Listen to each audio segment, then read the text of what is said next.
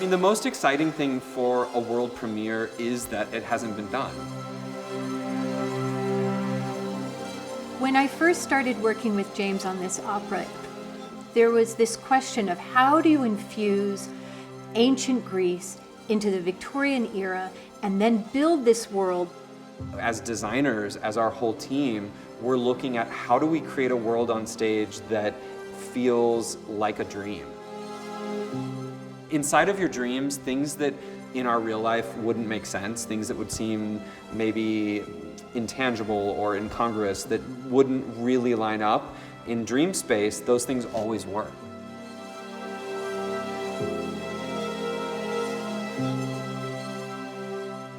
So for the designers, that was looking at the music and the score. And so looking at the way it's orchestrated, looking at some of the sounds in that, the designers and I then talked about how do all of our design choices feel like the music. As I'm drawing, I'm constantly trying to channel who these characters are.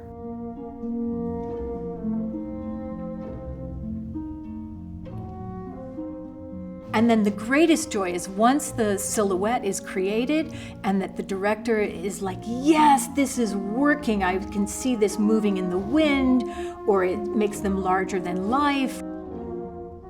Then I can start throwing the paint on it. And that's when I feel that's when the magic really happens.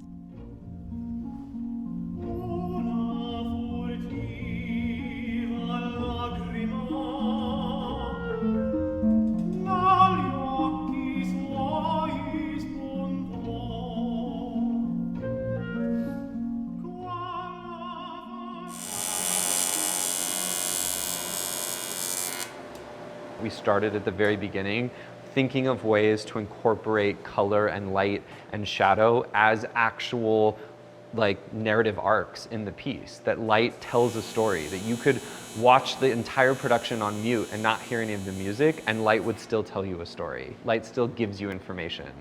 And where we landed was really incorporating the idea of these Victorian street lamps, these street scenes. There's a lot of juxtaposition of interior and exterior in the opera. And so we kind of created a set that feels like both at once. And these lights then are programmable to undulate like the music, that all the lights can take different programming and move, and different flickering shadows and light glows kind of feel like they're following some of the story or activated by certain characters. We've designed the projections to also kind of react to the characters. So Dionysus at one point assimilates into Victorian London and has a printed suit, and that suit bleeds out onto the walls. The pattern can spread and take over the walls. So there is this surrealist kind of going to our dream and our nightmare. It's like the whole wall can suddenly have the print of his costume and he almost disappears into it and emerges from that when he wants.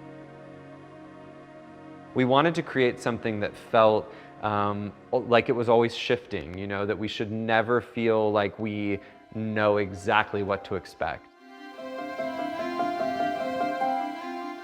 What elevates the drama of the text and the music in the costumes is when they're a little bit larger than life, when they take up a little bit more space than they should. The skirts are a little bit longer, the hemlines are a little exaggerated. When we have capes, they are voluminous. In the choices for the fabrics in Lord of Cries, what we're doing is we're elevating and heightening the reality of who these characters are. The colors are a little bit more richer. We're also doing a lot of layering of sheers where you sort of see the figure and you don't see the figure. Instead of just a crown on Dionysus' head, it's going to be that his whole face is surrounded with metallic, unusual objects to frame and to shine light up into Anthony's face.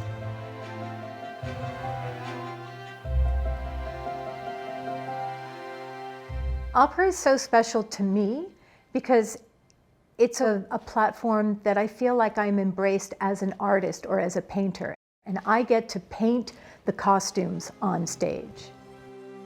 For me, what makes opera special is it occupies a space that not only is combining a lot of art forms, but in the performance of an opera, you are illuminating part of how we all exist and feel in our lives, and the things that we hope for, or we dream about, the things that we yearn for. Those are given literal voice in an opera in a way that is almost unable to define. And when it happens well, you are completely enraptured and overwhelmed by it.